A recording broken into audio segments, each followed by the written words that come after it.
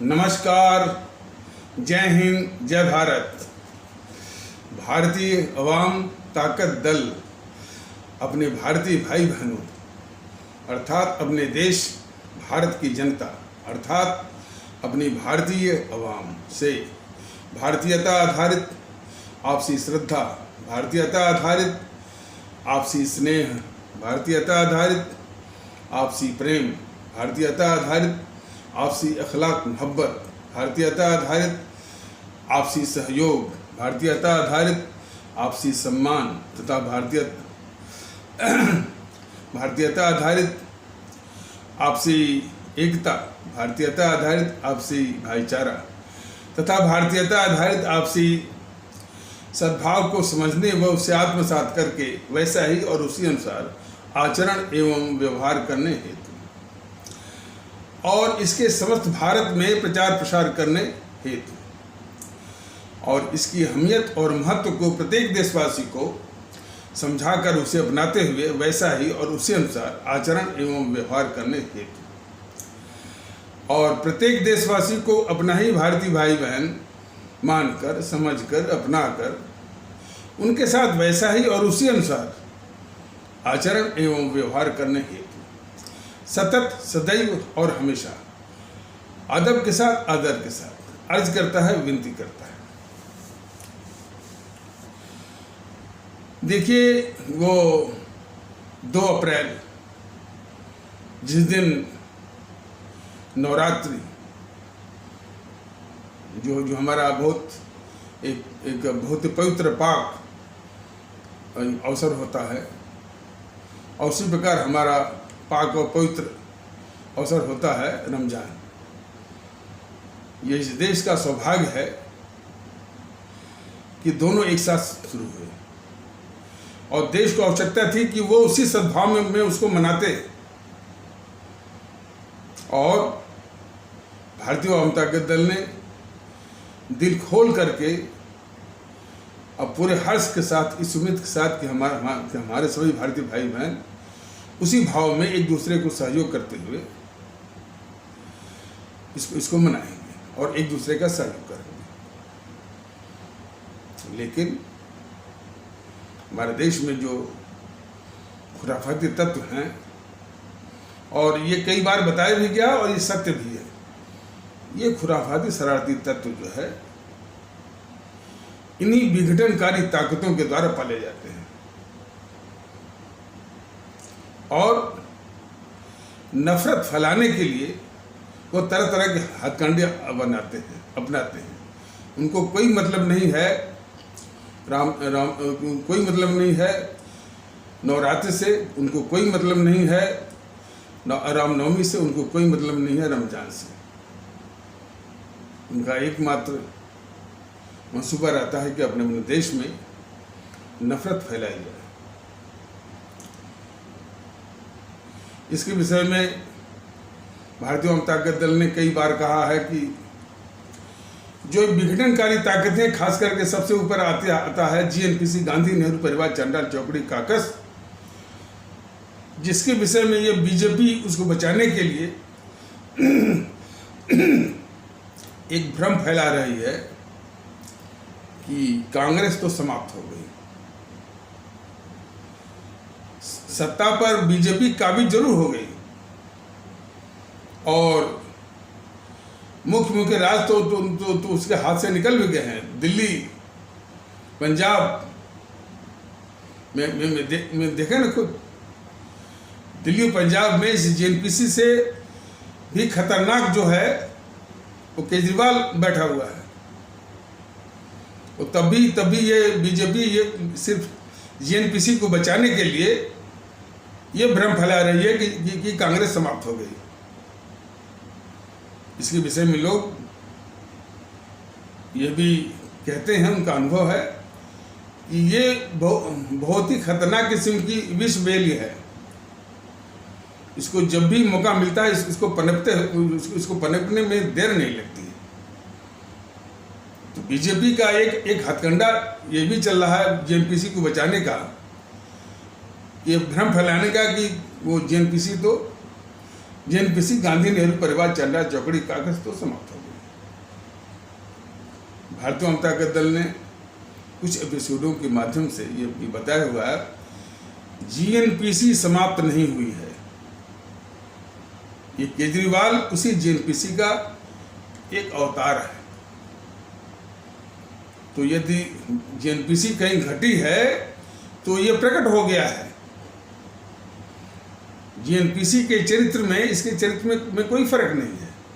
जीएनपीसी भी इस देश का गद्दार है और ये केजरीवाल भी इस देश की गद्दार है।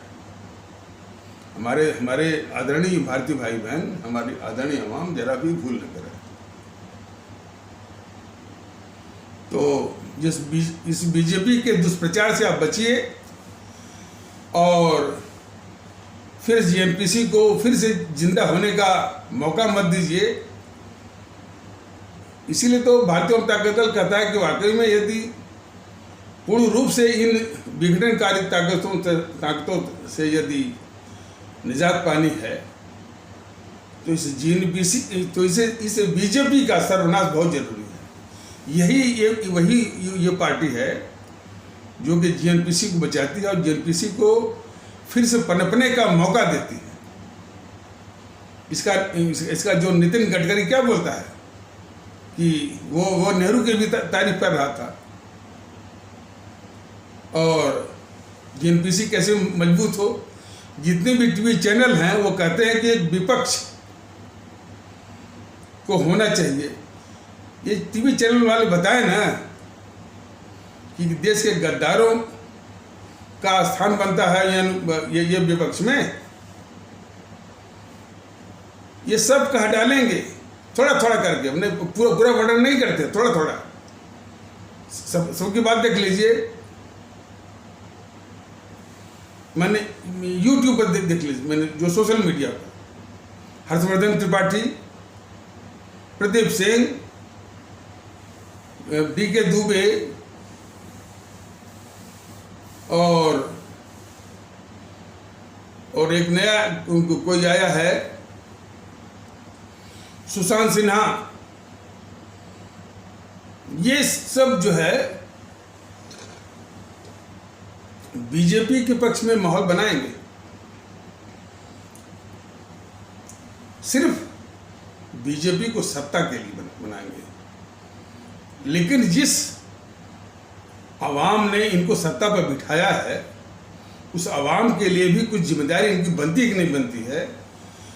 तो जिम्मेदारी के नाम पर बस यही बोलें कि हमने तो गरीबों के लिए जनधन और उज्ज्वला योजना, प्रधानमंत्री आवास योजना, सौभाग्य योजना, किसान सम्मान योजना, हमने शौचालय हमने दे दिया है। लेकिन हमारे देश के लोग भी जानते होंगे, उनको भी जानना चाहिए, बीजेपी को भी जानना चाहिए, जो लाभार्थी है उनको भी जानना चाहिए कि यदि ये देश के दुश्मनों को इसी तरह से उनका मन बढ़ाते रहे, उनके हौसले बढ़ाते रहे, उनके तांडव बढ़ाते रहे, तो ये किसी वक्त जितने भी लाभार्थी हैं, लाभार्थी वास्तव में जितने हैं वो हमारे गरीब तबके के हैं, उनका सुकून 1 मिनट में सब छीन लेंगे और छीनते रहे हैं। तो जितनी उनकी लाभार्थी वाली योजना जो है धरी की धरी रह जाएगी। तो लाभार्थी वाली जो यानी बेनिफिशियरी वाली जो प्रोग्राम है वह किसी काम की नहीं है। इस तथ्य के प्रकाश में यह बीजेपी जो है देश के दुश्मनों के हवाले जो है हमारे अवाम को इसने कर दिया है और देश के दुश्मनों को ये पाल रही है। उनको पंख होने की बजाय ये पाल रही है। ये गद्दारी तो है ही अपने देश और अपने अवाम के खिलाफ बीजेपी वालों का। साथ ही जो है इसी पाप को छिपाने के लिए इसने तमाम लोग गिनाते रहते हैं कि हमारी गरीबों के लिए जनधन से लेकर के किसान सम्मान योजना। और उससे पहले अव्वल सवाल ये है, देखिए बात तो शुरू हुई थी कि जो ये रामनवमी के अवसर पर जो पत्थरबाजी हुई है, हिंसा भड़की है, माहौल को ख़राब किया गया है, उस पर मैं चर्चा करूं और मैं करूंगा। और अपने आदरणीय भारतीय भाई बहनों को इस संबंध में अवगत भी कराऊंगा। लेकिन इसकी जड़ को भी हमारे सभी भारतीय भाई बहन, और जड़ कोई नई है, जड़ कोई नई नहीं है, ये सभी अपने आदरणीय भारतीय भाई बहन समझे इसको।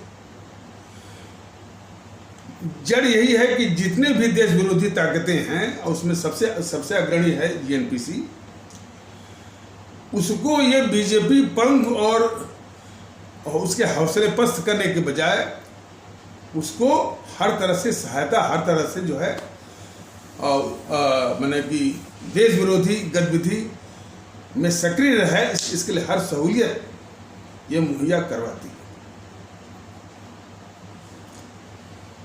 और देश बड़े नाजुक दौर से गुजर रहा है। नाजुक दौर से मतलब देखिए, ये बीजेपी के जितने भी सिपहसालार हैं और समर्थक हैं, वो तो इस बात को कहते हैं, वो भी कभी कभी हर वक्त, कि देश को खतरा पाकिस्तान चीन से नहीं है। देश के अंदर जो सपोले हैं, और उन सपोलों का पहले तो ये इस तरह से बोलने वाले नाम तक नहीं लेते हैं। भारतीय जनता दल कई बार सीधे नाम लिया है, केजरीवाल का नाम लिया है, राहुल गांधी का नाम लिया है, सोनिया गांधी का नाम लिया है, प्रियंका गांधी का नाम लिया है, और सीताराम येचुरी का नाम लिया है, डी राजा का नाम लिया है, कन्हैया कुमार का नाम लिया है, अखिलेश यादव का भी नाम लिया है, ये जो ममता बनर्जी का नाम लिया है, तेजस्वी यादव और लालू प्रसाद यादव का भी नाम लिया है, अखिलेश मुलायम का नाम तो लिया ही है, और उद्धव ठाकरे और जो शरद पवार इत्यादि एमके स्टालिन तक का नाम लिया है।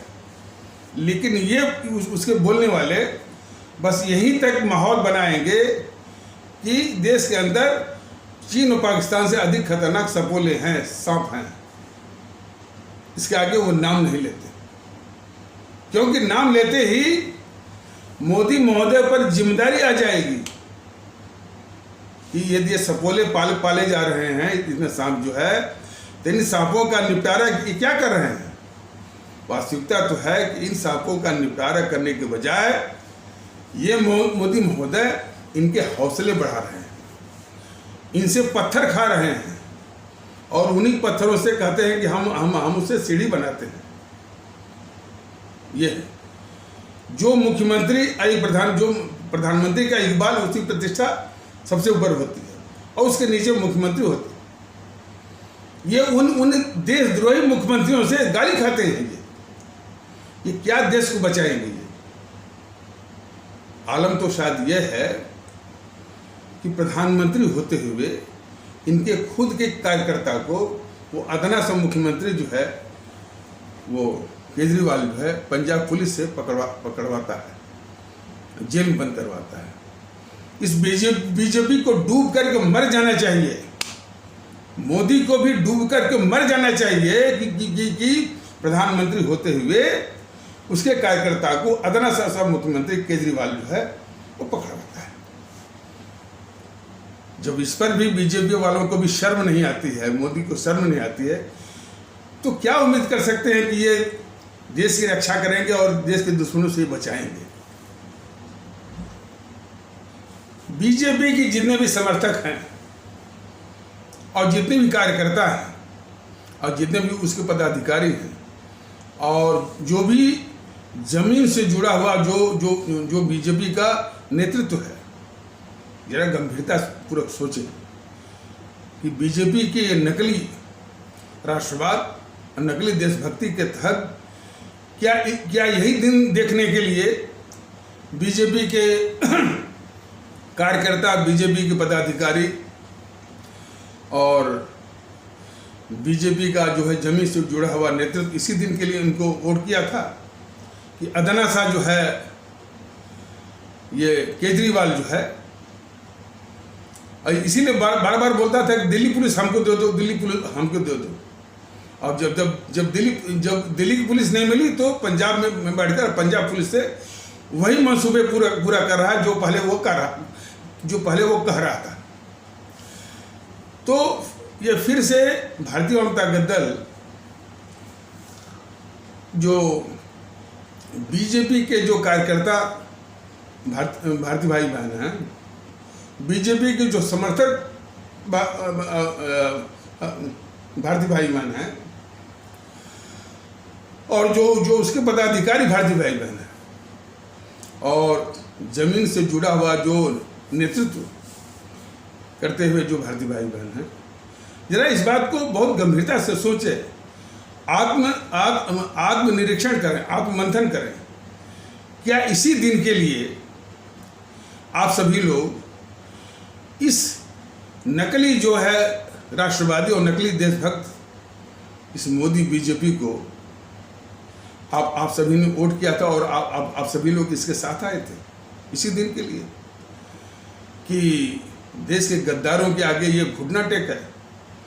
अपने कार्यकर्ताओं को जो है अदना सा मुख्यमंत्री वो पकड़ के ले जाए, और ये प्रधानमंत्री बन करके और गृहमंत्री बन करके उसको देखते रहें।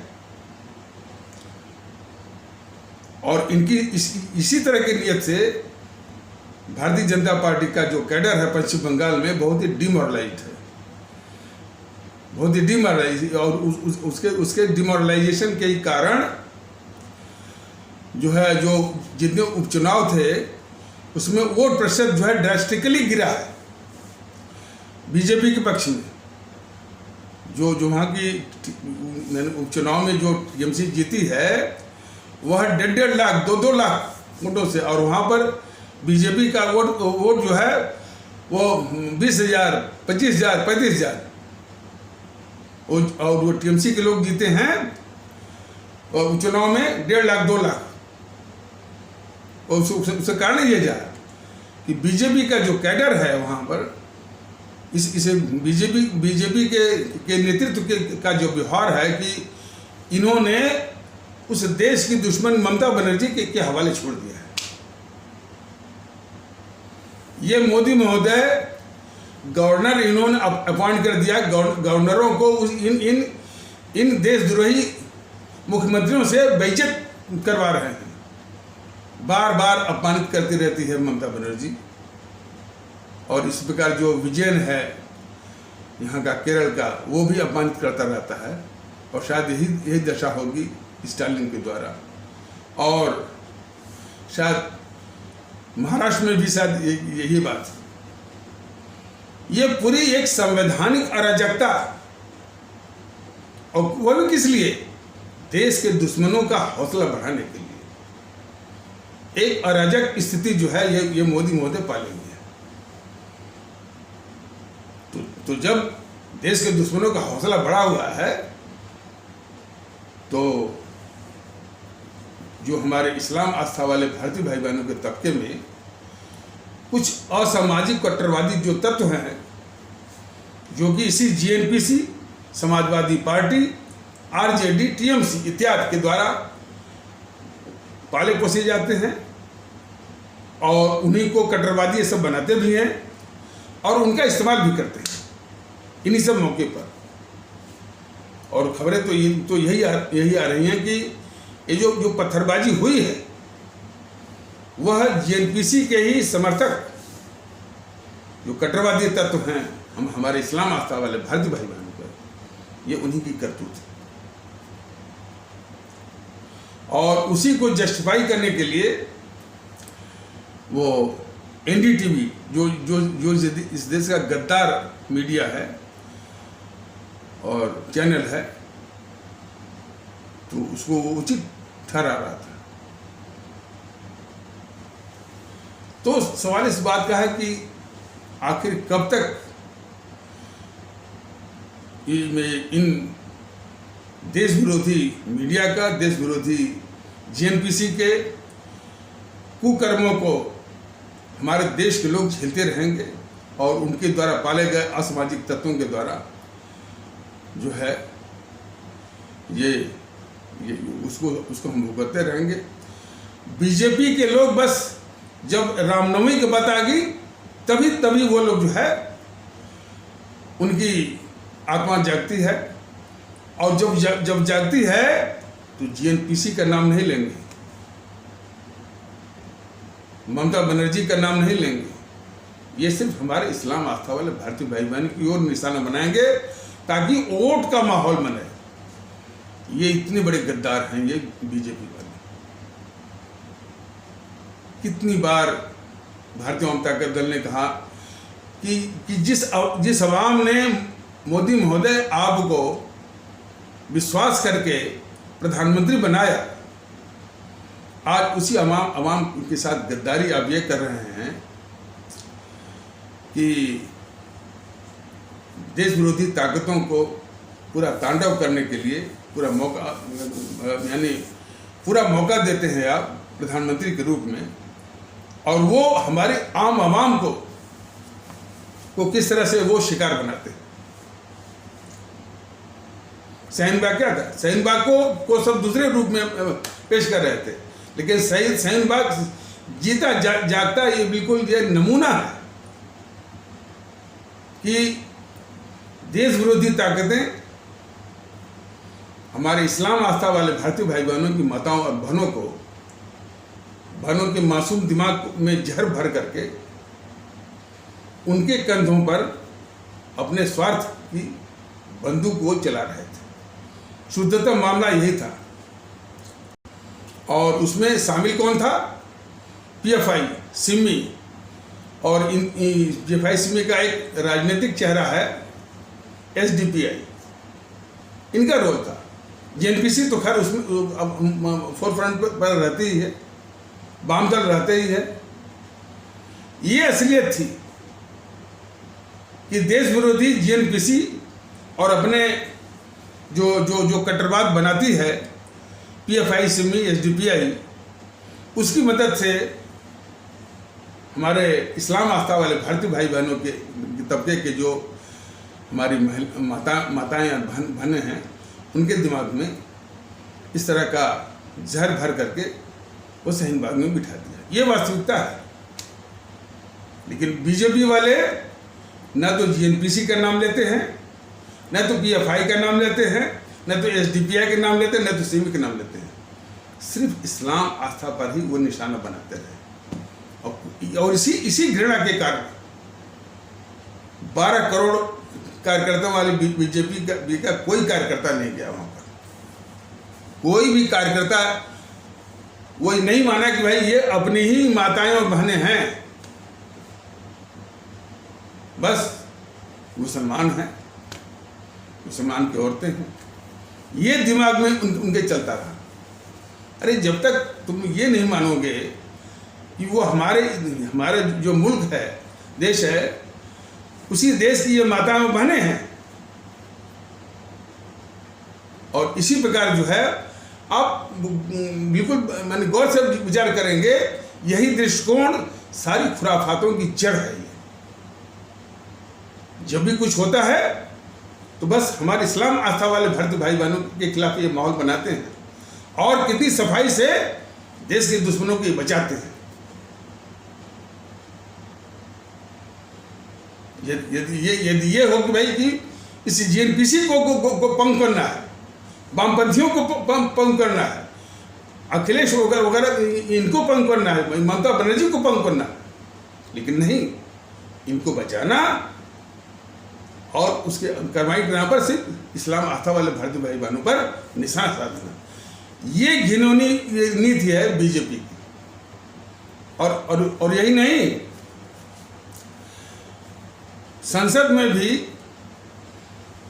क्या अनाप शनाप, चाहे जीएनपीसी वाला हो, चाहे आम आदमी पार्टी का, मैंने सुना था वो संजय सिंह, वो तमाम जगह जो है, मैंने जो कश्मीर फाइल्स के विषय में या कश्मीर में जो घटना हुई, जो हमारे कश्मीरी पंडित कहे जाने वाले भारतीय भाई बहनों के साथ जो हुआ, उसमें हर जगह वो आरएसएस को फांस रहा था। वहाँ ये कायर की तरह हर आरोप, चाहे जीएनपीसी का हो चाहे आम आदमी पार्टी का, इसलिए झेलते हैं कि संसद हो चाहे देश के लोग, जो जीएनपीसी करे, जो आम आदमी करे, वो सही है। सिर्फ वो सोशल मीडिया पर प्रदीप सिंह, DK दुबे, हर्षवर्धन त्रिपाठी, सुशांत सिन्हा और मनीष ठाकुर, मनीष कुमार, वो उसको थोड़ा सा ढकते हैं। लेकिन उस ढकने से क्या फायदा भाई? जहां तुमको कहना है, संसद में कहना है, उसके प्रवक्ता जो टीवी चैनल में बैठते वहां कहना है, वहां तो ये आरोप झेलते हैं। तो वो ऐसे आरोप नहीं झेलते हैं उस JNPC को बचाने के लिए, और बचाना ही नहीं, उनके आगे घुटने टेकते हैं। देश को दुख तो तब होता है कि जिन ताकतों को, जिस भारत की दुश्मन ताकतों को नस्बे नाबूद करना है, देश को महफूज करने के लिए, उसके आगे मोदी जी घुटने टेकते हैं। और इनके सिपा सालार क्या कहते हैं? लोकतंत्र है। मैं पूछना चाहता हूं कि लोकतंत्र माने क्या? देश के गद्दारों को पालना? बता दें हमको, लोकतंत्र माने क्या? ये राहुल ऐसे घोर गद्दार को पालना ही जो है वो लोकतंत्र है। तो फिर दूसरा कुतर्क देंगे सब जनता ने चुना है। अरे जनता ने गलती कर दिया, उसी को दुरुस्त करने के लिए और भी प्रावधान है। सैयद शहाबुद्दीन को भी जनता ने चुना था, लेकिन देश का कानून उसके ऊपर चला तो जेल में गया वो।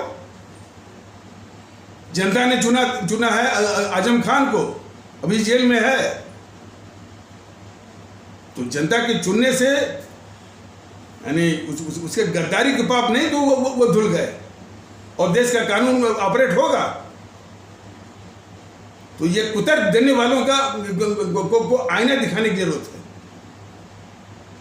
क्या कहते हैं? अरे गडकरी बोलता है कि इस कांग्रेस को मजबूत होना चाहिए। गडकरी ने आज तक नहीं कहा कि ये JNPC इस देश की गद्दार है, नहीं कह रहा है वो। और जिस वक्त बोला, तमाम जिसके चंगू मंगू हैं JNPC के पत्रकार, मुकेश कुमार, आशुतोष, बस उसको हाथों हाथ उठा लिए। सवाल इस बात का कि मैं वर्णन करूं मुकेश कुमार का, आशुतोष इत्यादि का, लेकिन मोदी जी के शासनकाल में ये पाले क्यों जा रहे हैं? और सिर्फ इसीलिए कह रहे हैं, सिर्फ अकेले JNPC और ममता बनर्जी का सवाल नहीं है। देश विरोधी पत्रकारों का एक गिरोह है, मीडिया का एक गिरोह है, शुद्ध भैया मीडिया का भी गिरोह है। ये सब के सब मोदी जी के शासन के तत्वाधान में पल रहे हैं। ये सवाल है। और यदि उसके थोड़ा सा नीचे उतरा जाए, ब्यूरोक्रेसी में भी काफी अच्छा खासा JNPC के हमदर्द बैठे हुए हैं। न्यायपालिका में JNPC के हमदर्द बैठे हुए हैं। बगैर इनकी सफाई किए हुए क्या यह देश महफूज रह सकता है? जरा बताइए। भारतीय जनता दल ने कितनी बार कहा कि इस सोनिया गांधी, राहुल गांधी, प्रियंका गांधी आदि को उनका पॉलीग्राफ टेस्ट, नार्को टेस्ट और साइको टेस्ट करा करके एक ही कार्टून में पैक करके इन सबों को इटली भेजिए, बहुत शांति आ जाएगी। इस बात को हमने सोशल मीडिया में भी पोस्ट किया, ऐसी बात नहीं है। सोशल मीडिया में जो उसके समर्थक है हमसे पूछने लगे कि किस कानून के तहत, तो मैंने कहा कानून हो चाहे ना हो, मैं साफ कह दे रहा हूं। अभी तो तमाम चर्चा होती है कि साहब देश की गद्दारी के लिए कोई कानून है ही नहीं, इसलिए तो छूट गया ना वो कन्हैया कुमार। मैं साहब कानून हो चाहे ना हो, देश का हित सर्वोच्च है, कानून बाद में बन जाएगा। अब कानून का इंतजार करने लगे तो हमारे देश के दुश्मन हमारी सेना पर आक्रमण करते हैं तो क्या कोई कानून देखना होता है? तो उन देश के बाहरी दुश्मनों से अधिक ये खतरनाक दुश्मन है।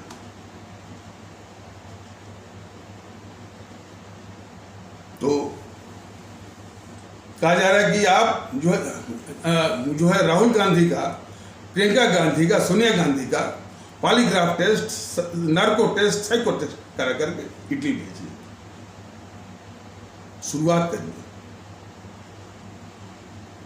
लेकिन भारतीय भाई बहनों, दुखड़ा यही नहीं है। अभी भी ये गद्दार राहुल गांधी को सुनने के लिए लाखों लोग उसको सुनते हैं। क्या यह देश के खिलाफ गद्दारी नहीं है? पुष्पेंद्र कुलश्रेष्ठ जैसे गद्दार को सुनने के लिए हजारों लोग सुनते हैं। क्या यह देश के खिलाफ गद्दारी नहीं है? जो कि वो कहता रहता है कि देश में भाईचारा वगैरह कुछ नहीं है। वो भाईजान बन गए और हम चार बन गए। ऐसे देश के दुश्मन और गद्दार को सुनने के लिए हजारों की जब भीड़ देखी जाती है तो हम जैसे लोगों को बहुत दुख होता है। राहुल गांधी जैसे गद्दार की बात को सुनने के लिए लाखों की भीड़ लगती है, तब ये दुख होता है। जड़ यहाँ पर है।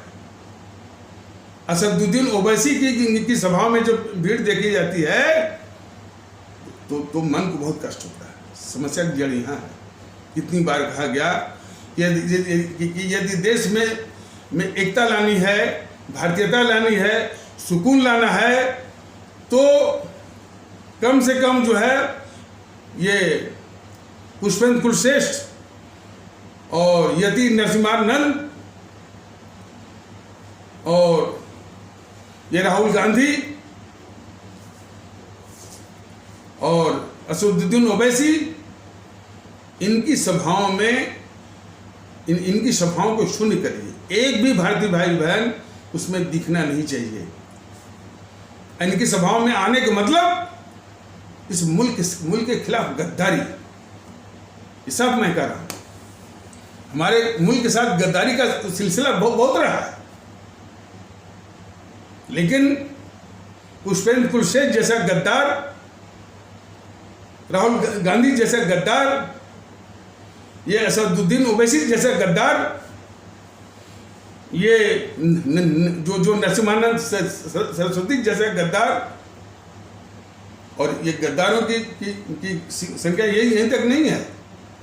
वो तमाम इस्लाम आस्था वाले तबके में भी कई गद्दार हैं, नाम भूल रहा है। इनकी सभाओं में लोग क्यों जाते हैं? जब तक जनता इनको बिल्कुल बाइकआउट नहीं करेगी, इनके हौसले कम नहीं होंगे। समय का तकाजा है।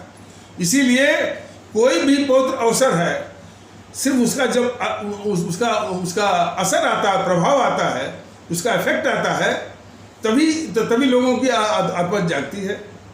उसको पहले सोचिए ना। कुछ लोग सिर्फ इसी में मस्त हैं कि अखिलेश और आजम खान का झगड़ा हो गया, अखिलेश जो है वो शफीकुर रहमान वर्ग का झगड़ा हो गया। ये झगड़े तो आपसी स्वार्थ के हैं। आपसी स्वार्थ के कारण ये करीब में आते हैं, और आपसी स्वार्थ जब टकराता है तो ये एक दूसरे के ऊपर आरोप लगाते हैं, और आरोप लगते लगते जो बढ़ जाता है तो वो अलग भी हो जाते हैं।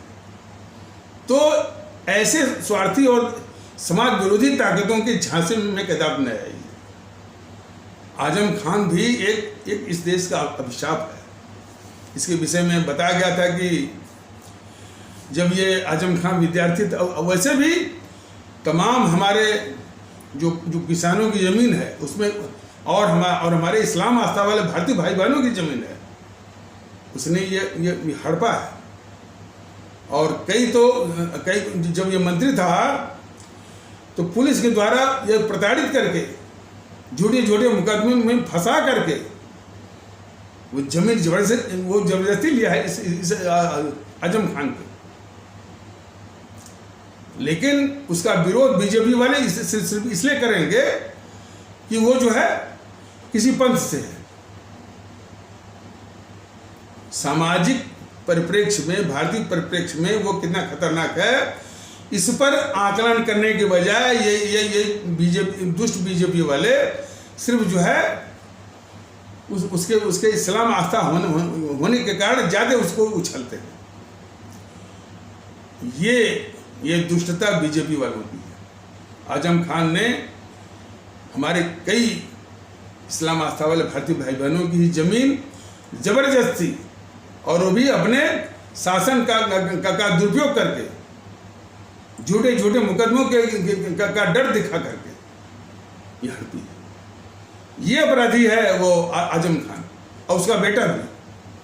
अब हमारे खास करके इस्लाम आस्था वाले भारतीय भाई बहन की जागरूकता अभी होना बाकी है। अभी भी क्यों वोट मिला उसको? अभी भी आजम खान वो कैसे जीत गया? उसका बेटा जो है कोई अब्दुल्ला करके है, वो कैसे जीत गया? अभी भी कलंक बाकी है। कलंक को दूर करिए। हमारे इस्लाम आस्था वाले भारतीय भाई बहनों से ये निवेदन है। तो इसी में मस्त मत रहिए कि वो झगड़ा जो है अखिलेश का आजम खान से है, अखिलेश का शफीकुर रहमान, ये सब घटिया किस्म के स्वार्थी हैं। स्वार्थ के ही कारण वो जुड़े रहते हैं, वो करीब में आते हैं। जब इनका स्वार्थ टकराता है तो एक दूसरे के ऊपर आरोप लगाते हैं, और यदि बहुत वो टकराहट बढ़ गई तो अलग भी हो जाते हैं। और फिर कभी स्वार्थ का ताना बना कोई समीकरण बैठा तो करीब में भी आ जाएंगे। अखिलेश के साथ कौन आए थे? जयंत चौधरी आया था, राजभर आया था, और वो जो है स्वामी प्रसाद मौर्य, सिर्फ स्वार्थ के चलते। स्वार्थ सिद्धि नहीं हुई, अब धीरे धीरे वो छिटक रहे। तो ये हमारे देश की आवाम को समझना है। हमारी आवाम से ही उनको ताकत मिलती है। यदि इस अखिलेश को जो 125 सीट लेके बैठा है, यदि इसको शून्य वोट मिलता तब नहीं इसको सबक मिलता। और सिर्फ अखिलेश को ही पनिश किया जाए यह भी कोई आवश्यक नहीं है। जो 80-20 करके योगी आदित्यनाथ ने जो चुनाव जीता है, उसको भी पंग करने की आवश्यकता थी और अभी भी आवश्यकता है। कैसे ये चुनाव जीत गया? एक घृणास्पद माहौल बनाने की जो इसने कोशिश की थी, ये तमगा बस लूट रहा है योगी आदित्यनाथ कि बुलडोजर बाबा। लेकिन अपराधियों के हौसले कम नहीं है। अभी कुछ एक आध हफ्ता पहले इसी गाजियाबाद में ताबड़तोड़ डकैती के कारनामे हैं। अभी भी जो हमारे माताएं और बहनें हैं, बहुएं हैं, उनके खिलाफ अमानुषिक घटनाओं के वो हैं। और सबसे बड़ी बात, योगी महोदय ये कितना आप देश को धोखा देंगे। माफिया उन्मूलन में आपके नाक के नीचे वो खूंखार माफिया रघुनाथ प्रताप सिंह, आपको वो माफिया नहीं दिखा? क्या बताएंगे आप? वो माफिया नहीं दिखा। उसने तो राजनीतिक पार्टी भी बना ली आपके संरक्षण में, और जो वो जीत भी गया और आपके साथ मिल भी गया। तो इस तरह से आप जो है माफिया उन्मूलन, और उसके बाद बुलडोजर बाबा का एक माहौल, छूटा माहौल आप बनाए हुए। और बुलडोजर बाबा का जो हुआ है, उसमें थोड़ा सा दिमाग लगाइए कि यदि वो संपत्ति यानी इस तरह से भ्रष्टाचारियों के द्वारा या असामाजिक तत्वों के द्वारा बनाई गई है, तो पैसा इस देश का है, जो कि गलत सलत तरीकों से उगाही करके वो बनाया गया है। तो वो बिल्डिंग भी इस देश की है, आवाम की है। तो उसको बुलडोजर से डिवेस्टेट करने के बजाय, उसको ढाने के बजाय, ध्वस्त करने के बजाय, यदि आप उसकी नीलामी आप कर दें तो कुछ रेवेन्यू आएगा, कुछ राजस्व आएगा, कुछ पैसा आएगा सरकार को, जो कि जनहित के काम में आएगा। लेकिन सिर्फ नाम कमाने के लिए आप उसको ढा रहे हैं, तो यह भी देश हित के विरुद्ध है। वो संजय सिंह राज्यसभा में तमाम आरोप लगा रहा था बीजेपी के ऊपर, वो भी आरएसएस को लेकर के कि ये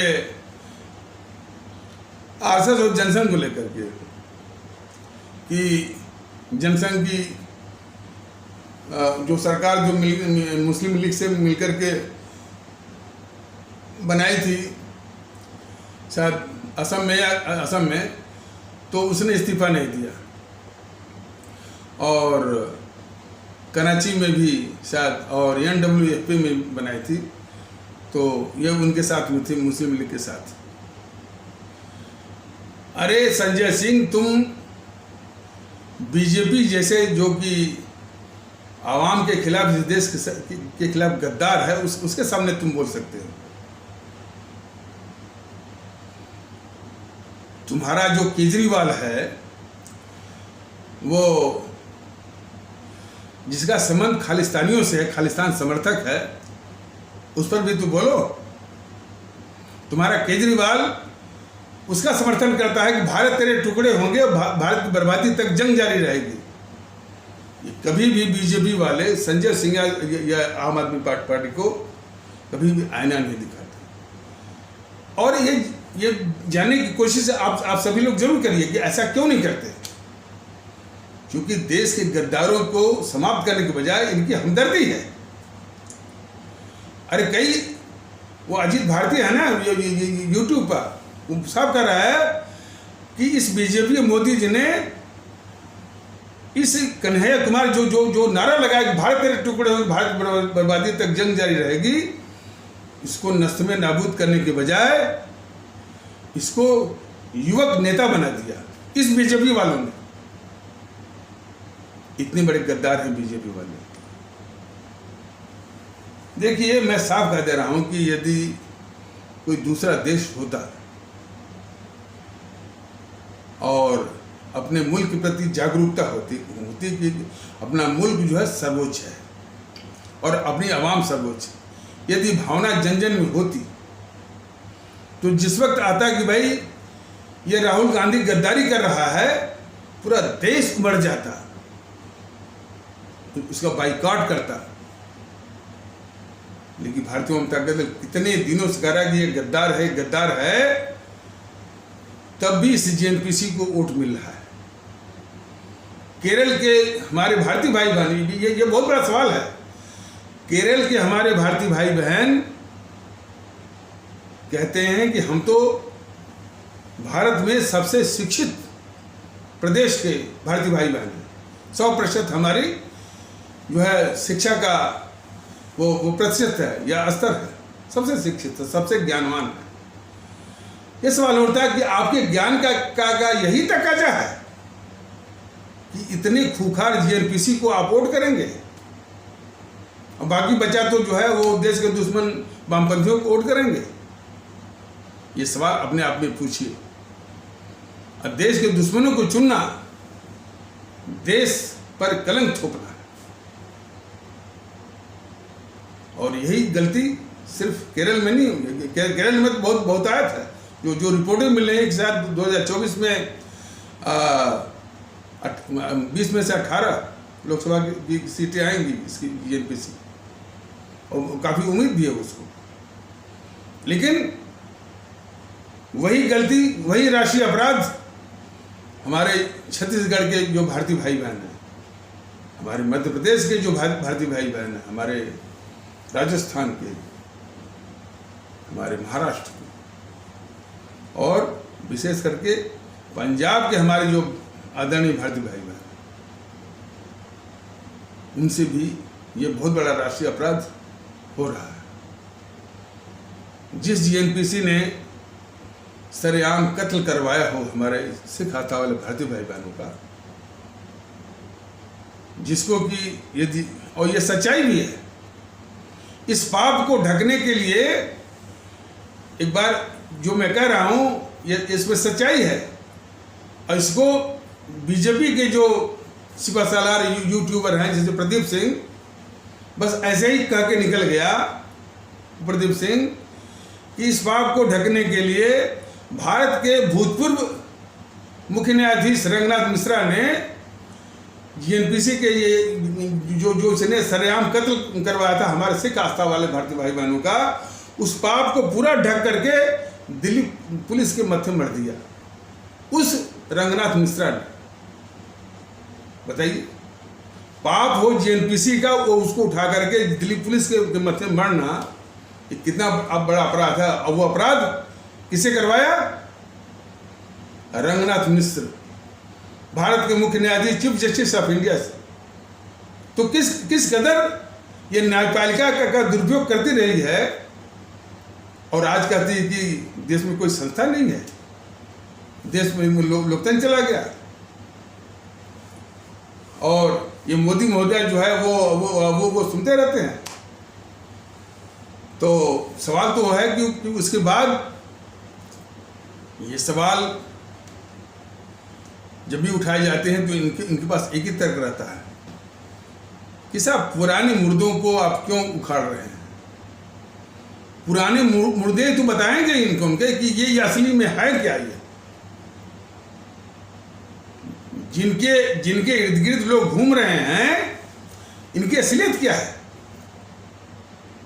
जीएनपीसी मतलब देश को बांटने वाला, जीएनपीसी मतलब 25 से 30 लाख लोगों की हत्या कराने वाला, जीएनपीसी मतलब कि हमारे 3 करोड़ से ऊपर लोगों के घर उजाड़ने वाला, ये जीएनपीसी है। हमारे 6000 सिख आस्था वाले भारतीय भाई बहनों का सरेआम कत्ल कराने वाला, ये जीएनपीसी है। अब उस जीएनपीसी के राहुल के सभाओं में लाखों लोग जो सुनने जाएं तो क्या उसको आप क्या कहेंगे? बोलिए ना। और बीजेपी के जितने सिपहसालार हैं, देखिए कैसी चाल चलते हैं ये, चाहे ये गद्दार राहुल गांधी हो, चाहे गद्दार केजरीवाल, ऐसे दृष्टांत लाते हैं, ऐसे उदाहरण लाते हैं जिसमें आप आनंद उठाइए। खुजलीवाल बोलेंगे उसको, केजरीवाल को खुजलीवाल, ऐसे तैसे बोल करके आप आनंद उठाइए, गद्दार मत मानिए। इसी प्रकार ये जो राहुल गांधी है तो बस कुछ झूठ बोलता है और ये नासमझ है, इसको बोलने की तमीज और शऊर नहीं है, अधकचरे दिमाग का है और 52 वर्ष का ये बच्चा है, अधिक से अधिक ये पप्पू है। इसी में सीमित रह करके, इसी में लिमिटेड रह करके, यहीं पर अपनी हद बना करके, अपनी मानसिक हद बना करके यहीं रह जाइए। इसको गद्दार मत मानिए। ये साजिश है बीजेपी की, बीजेपी के सिपहसालारों की। तो बीजेपी के सिपहसालार कितने खतरनाक किस्म के गद्दार है इस देश के। इस खतरनाक गद्दार राहुल गांधी को किस तरह से बचाते हैं यूट्यूब पर देखिए कि बस इससे आनंद उठाइए, लेकिन इसको गद्दार मत मानिए। जब भी कोई घटना होगी, पत्थरबाजी जो रामनवमी के असर पर हुआ, बराबर पत्थरबाजी आतंकवादी जो है हमारे फौज के ऊपर करते रहे, किसने समर्थन किया? यही गुलाम नबी आज़ाद ने बराबर वो जो है समर्थन किया पत्थरबाजों का। और उसी के लिए ये अब कहना पड़ेगा देशद्रोही मोदी ने आंसू बहाए जब उसकी विदाई हो रही थी राज्यसभा से। कोई पूछा नहीं कि भाई मोदी महोदय आप किसके खिलाफ जो है वो आंसू बहा रहे हैं, जिसने जम्मू कश्मीर में पत्थरबाजों का वो समर्थन किया। देश को जानना चाहिए।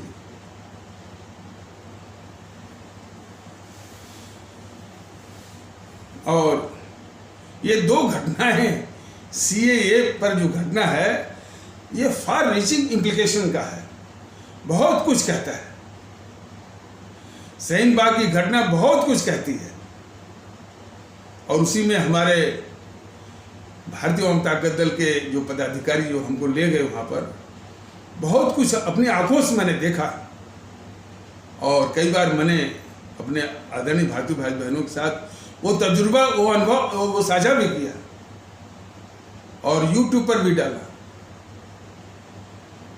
लेकिन दुख की बात है कि अभी भी यूट्यूब पर इसको देखने वालों की संख्या, यूट्यूब पर, हालांकि यूट्यूब को डाउनलोड करके लोग आगे बढ़ाते हैं, लेकिन यूट्यूब पर भी संख्या बहुत ही कम है। तो यह भारतीय जनता दल के विरोधियों के हाथ में एक हथकंडा है कि ये इसी यूट्यूब को तो कोई देखता ही नहीं। तो खैर, मैं बराबर बोला गया है कि यूट्यूब पर जो है देखने वालों की संख्या, या जिसको बोलते हैं व्यूअरशिप, बढ़ाइए। इन भारत विरोधी ताकतों का के उपहास का एक वो हथकंडा न बन जाए, बढ़ाइए इसको।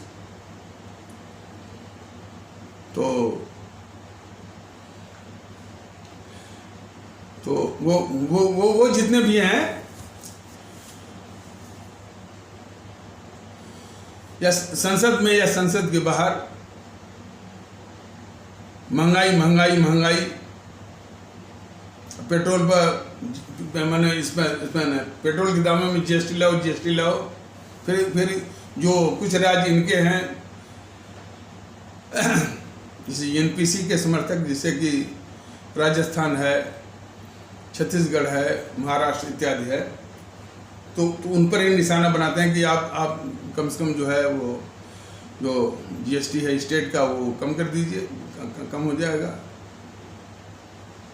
और वो उल्टा कभी उनको कहते हैं कि जो आपके राज्यों में इतना जीएसटी है इस पर, पेट्रोल पर या डीजल पर, उसको कम कर दीजिए, वो कम हो जाएगा।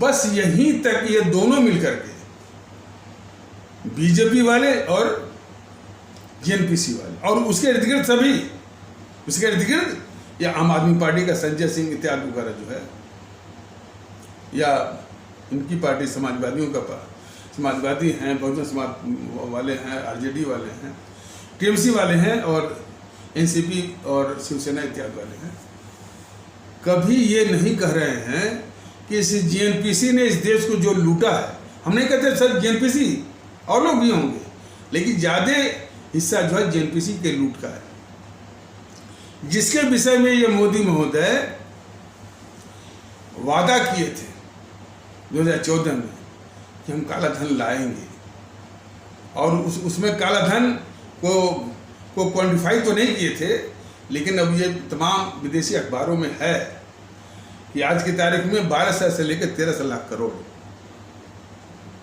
कोई कह रहा है कि तमाम ट्रस्ट में ये पैसे ट्रांसफर हो गए हैं। अरे पैसे ट्रांसफर कहीं भी ट्रांसफर हो, पैसा होता है, उसका ट्रेस मिल जाएगा, बशर्ते आपकी नीयत साफ हो तब, कि देश के लुटेरों के द्वारा लूटा हुए काला धन वो कहाँ गया। तो ये मोदी महोदय कितनी बड़ी गद्दार है इस देश के। वादा उन्होंने किया था 2014 में कि हम काला धन लाएंगे। अरे उस काला धन में से कम सोनिया और राहुल के कहीं लूट का पैसा ला दिए होते, कम से कम 200 लाख करोड़, काफ़ी इसे डीजल में सब्सिडी दे दिए होते, तो महंगाई से जो पिस रही है हमारी गरीब मजलूम आम आवाम जो पिस रही है, कुछ तो राहत मिलती है। और इसी जेएनपीसी ने आपको प्रधानमंत्री बनाया है मोदी महोदय, कुछ तो क्या कहते हैं कि वो एहसान तो नहीं, थोड़ा नमक की फर्ज अदायगी तो करिए।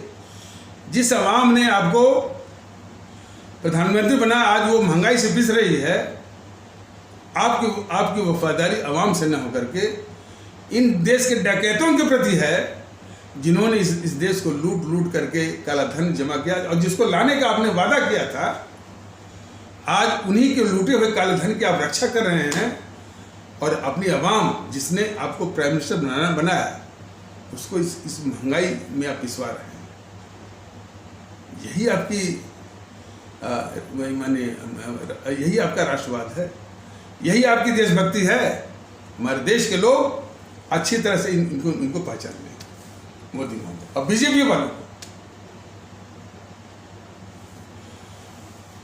अब तक जितना भी कार्रवाई बस ईडी और सीबीआई के द्वारा कुछ मैंने इधर उधर से, अरे भाई चिदम्बरम को ही एक ले लीजिए, वो लाखों करोड़ के आसपास लूटा है इस देश को। चिदम्बरम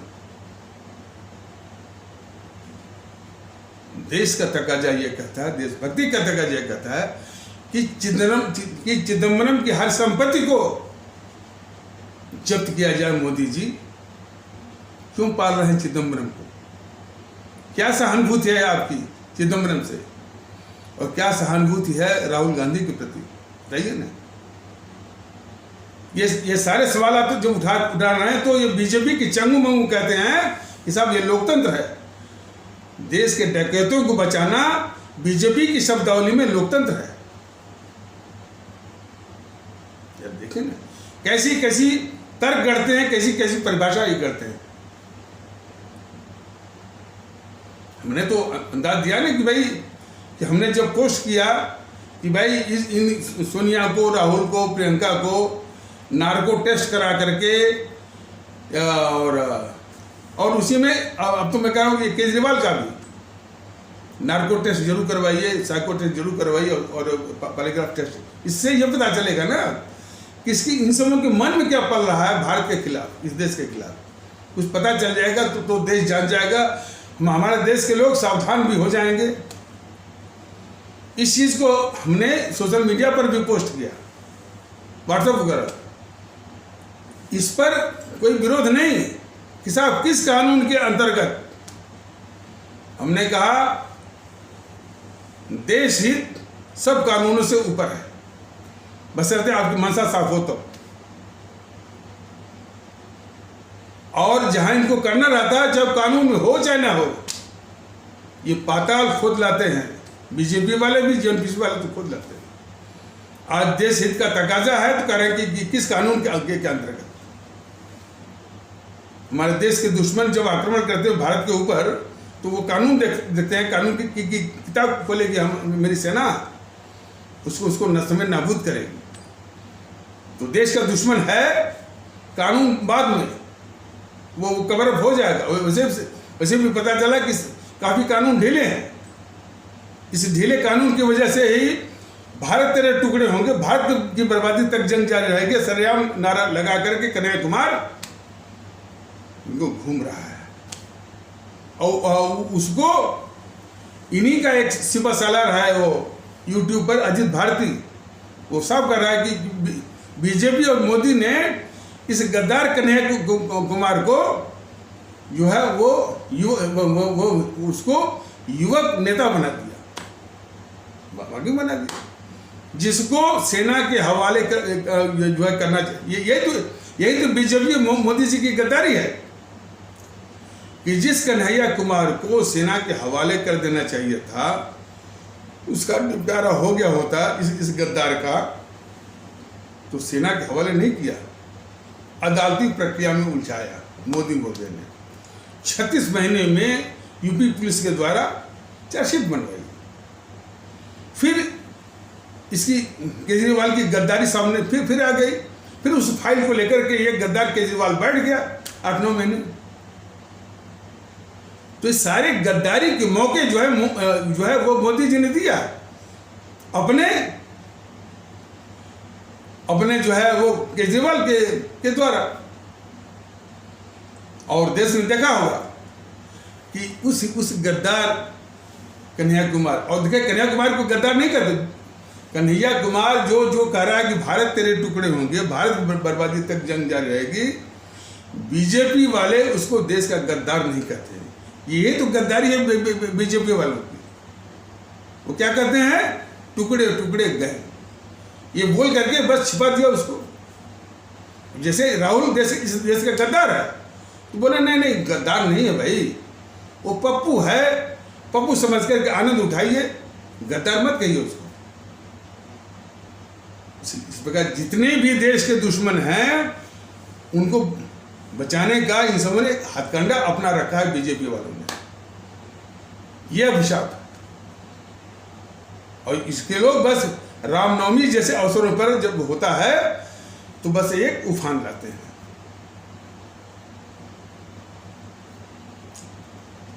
और जहां तक कि मैं कहता हूं कि आज जो पत्थरबाजों को पकड़ करके उनका सरगना कौन है, उनका कनेक्शन कहाँ तक जाता है, उनके तार कहाँ तक जाते हैं, ठीक से जांच करवाएं बीजेपी वाले, खास करके शिवराज सिंह वगैरह जो है, शिवराज सिंह है और वहाँ पर गुजरात में जो भूपेंद्र पटेल वगैरह है ना, सब है,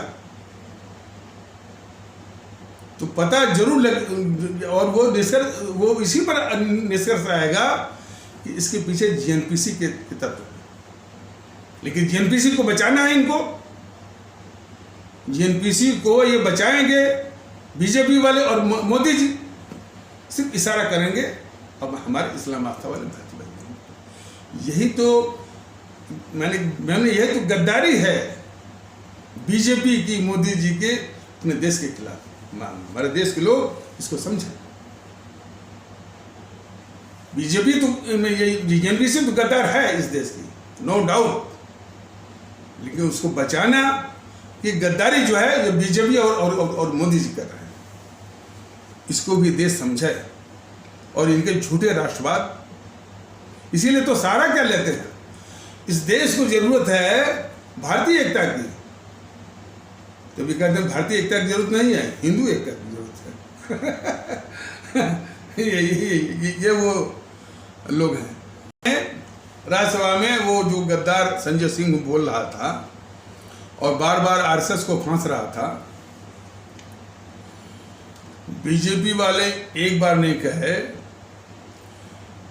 कि गद्दार तो नेहरू था ना, सब उसकी गद्दारी अभी थोड़ा सा एक और कर लीजिए, लेकिन वो जो गद्दार नेहरू था, हमारे परम आदरणीय राष्ट्र महानायक, राष्ट्रभक्त शिरोमणि नेताजी सुभाष चंद्र बोस को अंतर्राष्ट्रीय अपराधी, देखिए राष्ट्रभक्ति के लिए हमारे वो सबसे बड़े आदर्श है इस देश में।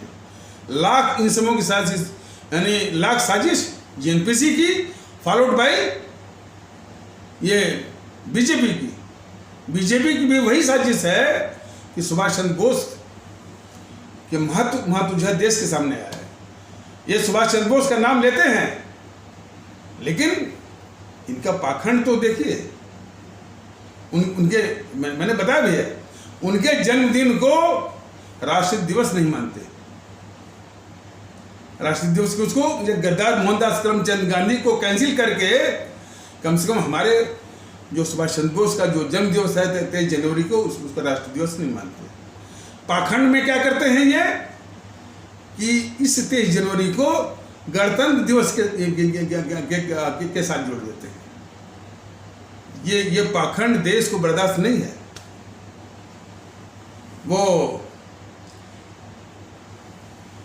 सरदार पटेल पर स्टैचू ऑफ यूनिटी आपने बना, अरे भाई नेहरू के सामने जो आप सरदार पटेल को लाते हैं, ये जीएनपीसी वाले उन पटेल को भी डाउन कर देंगे। लेकिन यदि सुभाष चंद्र बोस की छवि उनके सामने आएगी, उसके आगे ये बिल्कुल ध्वस्त हो जाएंगे। इतनी गद्दारियां हैं इन कांग्रेसियों की, जीएनपीसी वालों की। तो उसको जानते हैं कि भाई सुभाष चंद्र बोस ये सामने आएंगे, उनको सामने किया जाएगा तो जीएनपीसी बिल्कुल उड़ जाएगी। वो गद्दार मोहनदास करमचंद गांधी की बिल्कुल उड़ जाएगा, उसकी छवि उड़ जाएगी।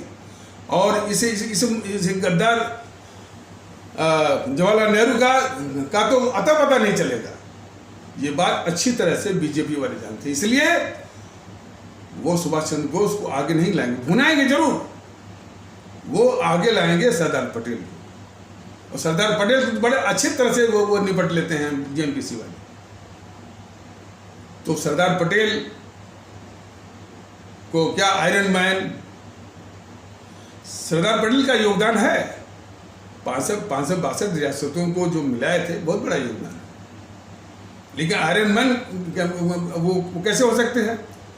सरदार पटेल आयरन मैन कैसे हो सकते हैं कि जो इस गद्दार मोहनदास करमचंद गांधी की साजिश कि जिस गद्दार जवाहरलाल नेहरू के पक्ष में कोई भी कांग्रेसी नहीं हो, उसको इस देश के ऊपर प्रधानमंत्री के रूप में जो थोपा, साजिश किया, उस साजिश के आगे झुक गए सरदार पटेल। तो कैसे आयरन मैन, किस तरह के आयरन मैन? देश बताए। आयरन मैन तो हमारे सुभाष चंद्र बोस थे, जबकि 1939 में हरिपुर में वो त्रिपुरी में ये बिल्कुल आमादा था, ये गद्दार मोहनदास करमचंद गांधी, कि किसी तरह से भी सुभाष चंद्र बोस जो है कांग्रेस अध्यक्ष न बने। तो सुभाष चंद्र बोस ने सीधी चुनौती दिया इसको, इस गद्दार मोहनदास करमचंद गांधी को। हमारे सुभाष चंद्र बोस को अपमानित करने के लिए इस गद्दार मोहनदास करमचंद गांधी ने एक कैंडिडेट खड़ा किया, सीता वीरमैया पट्टा वीरमैया। और इस गद्दार मोहनदास करमचंद गांधी ने घूम कर प्रचार किया हमारे सुभाष चंद्र बोस के खिलाफ, अपनी पूरी राजनीतिक प्रतिष्ठा को भी दाव पर लगा दिया। और ये कहता फिरा कि सीता वीरमैया पट्टा वीरमैया की हार मेरी व्यक्तिगत हार है। तब भी उस कंटेस्ट में, उस चुनाव में हमारे नेताजी सुभाष चंद्र बोस ने इस गद्दार मोहनदास करमचंद गांधी के कैंडिडेट सीता वीरमैया पट्टा वीरमैया को हराया। ये होता है आयरन मैन, कि उसकी साजिश के आगे झुके नहीं, साबित करके दिखाया। ये नहीं कि हमारे देश के ऊपर जो है वो एक अभिशाप के रूप में, जिसके समर्थन में न तो कांग्रेस हो, जिसके समर्थन में न तो देश हो, वो थोपने की साजिश कर रहा था गद्दार मोहनदास करमचंद गांधी। उस साजिश के आगे झुक गए सरदार पटेल। इनको बीजेपी वाले सब कि आयरन मैन है। कैसे आयरन मैन? बताए ना, आयरन मैन हमारे, हालांकि इन लोगों में तुलना मैं करना ठीक नहीं है, लेकिन आयरन मैन वो है जो कि यानी गद्दार मोहनदास करमचंद गांधी के आगे डट के उसको बेनकाब करे। तो आज सुभाष चंद्र बोस की बात होती तो ये भी बात होती कि सुभाष चंद्र बोस को समर्थन करने वाले, हमारे सुभाष चंद्र बोस को भारत के बाहर निकलवाने में मदद करने वाले, आज़ाद हिंद फौज के निर्माण में मदद करने वाले, आर्थिक और वैसे भी काफ़ी हद तक हमारे इस्लाम आस्था वाले भारतीय भाई बहनों का एक बड़ा तबका था। सुभाष चंद्र बोस को इसीलिए आगे नहीं लाते हैं कि जिसने अपने व्यापार को नष्ट करके 1 करोड़ रुपया जो है 1941 में दिया था, वो मेमन अब्दुल हबीब यूसुफ मरफानी, इसका 5 अल्फाजों में नाम है। थोड़ा सा क्योंकि गुजरात और महाराष्ट्र और प्रदेशों में वो नाम थोड़ा सा पिता का नाम, गांव को कुछ नाम डालने के कारण वो नाम जो है कुछ लंबे हो जाते हैं। लेकिन नाम लंबा हो कुछ भी हो, ऐसे नाम आदरणीय तो है ना, सम्माननीय तो है। तो आज सुभाष चंद्र बोस का नाम की चर्चा होती तो हमारे वो देशभक्त मेमन अब्दुल हबीब यूसुफ मरफानी का भी जिक्र होता, जो भर्ती अधिकारी थे गुलाम हुसैन मुश्ताक रंदेरी, उनका भी नाम होता। देश में एक एकता का माहौल आता, और ये नफरत फफरत करने वाले जो जेएनपीसी नेहरू फेरू जो है, और ये गद्दार मोहनदास करमचंद गांधी कहीं का उड़ गया होता। लेकिन हमारे भारतीय भाई बहनों, जरा ऐसे लोगों को पहचानिए कि अभी भी इस राहुल गांधी की सभाओं में कौन लोग जाते हैं, उनको समझाइए, उसके सभाओं में लोगों को शून्य करिए। गद्दार राहुल गांधी की सभाओं में एक भी भारतीय भाई बहन नहीं जाना चाहिए। गद्दार पुष्पेंद्र कुलश्रेष्ठ की सभाओं में एक भी भारतीय भाई बहन नहीं जाना चाहिए। ये देश का दुश्मन ये जो है वो यति नरसिम्हानंद, इसके सभा में एक भी भारतीय भाई बहन को नहीं जाना चाहिए। वो गद्दार असदुद्दीन ओवैसी और गद्दार जो अकबरुद्दीन ओवैसी की सभा में एक भी भारतीय भाई बहन नहीं जाना चाहिए। और इस प्रकार और भी होंगे। इस्लाम आता है कि हमको अभी साथ क्या कोई जब दावा करके है, अरे जिसमें वो था ना, वो साध करके, साध जो कि कोरोना बहुत फैलाया वाला है, और इसी दिल्ली में था, और दिल्ली पुलिस उसको पकड़ नहीं पाई। अब पूरा नाम अब नहीं पता कर लेंगे। तो ऐसे भी तंजीमें उधर भी हैं। उन तंजीमों में एक भी भारतीय भाई बहन उसमें नहीं जाना चाहिए। इतना काम कम से कम हमारे आदरणीय भारतीय भाई बहन करें, बाकी चीज़ें और आगे बढ़ेंगी, भारतीयता का माहौल आएगा। लेकिन जब तक ये ताकतें सक्रिय रहेंगी, भारतीयता के माहौल आने में बहुत दिक्कत आएगी, बहुत दिक्कत आएगी। इन ताकतों को नष्ट में नाबूद पस्त करना होगा। मैंने जैसे बताया कि कुछ इस्लाम आस्था वाले भारतीय भाई बहनों के तबके में भी ऐसे हैं। एक तो साध करके था, और भी हैं 2-3, और उसी के आसपास जो तर्क देने वाले, एक बार सुना गया था ये रसीदी यानी जो है क्या तर्क बनता है कि आतंकवाद के सबसे शिकार जो है वो मुसलमान होते हैं। उसको इस देश के लोग भारतीय नहीं लगते हैं, वो मुसलमानी बस देखता है, कोई हिंदू देखता है। यही सबसे बड़ा राष्ट्रीय अपराध है। ऐसे लोगों की मानसिकता को भी ध्वस्त करने की आवश्यकता है। जो साजिद रशीदी जैसे लोग, और शादाब चौहान जैसे लोग, शोएब जमी जैसे लोग, अंसार रजा जैसे लोग जिस तरह के दृष्टिकोण को फैला रहे हैं, इनको भी पस्त करने की जरूरत है, इनको भी नष्ट में नाबूद करने की जरूरत है। ये नहीं किया जाएगा तो भारतीय एकता लाने में दिक्कत आएगी, प्रॉब्लम आएगी। तो इन शक्तियों का निपटारा आप कर सकते हैं आराम से। मैं पेश कर दे रहा हूँ। गद्दार पुष्पेंद्र कुलश्रेष्ठ की सभाओं में, गद्दार राहुल गांधी की सभाओं में, गद्दार केजरीवाल की सभाओं में, गद्दार जो इस देश का दुश्मन जो है जो नरसिम्हानंद की सभाओं में, और साध की सभाओं में, असदुद्दीन ओवैसी या अकबरुद्दीन ओवैसी की सभा में, वो मजमा शून्य करना होगा। तब जाकर इस तरह की जो घटनाएं मौके आती रहती हैं नफरत वाली, वो नहीं आएंगी, और भारतीय एकता को और भारतीयता आधारित माहौल को स्थापित करने में आसानी होगी। तो इन्हीं आवश्यक शब्दों के साथ इस आवश्यक परिचर्चा को यहीं पर विराम दिया जाता है। तब तक के लिए नमस्कार, जय हिंद, जय भारत।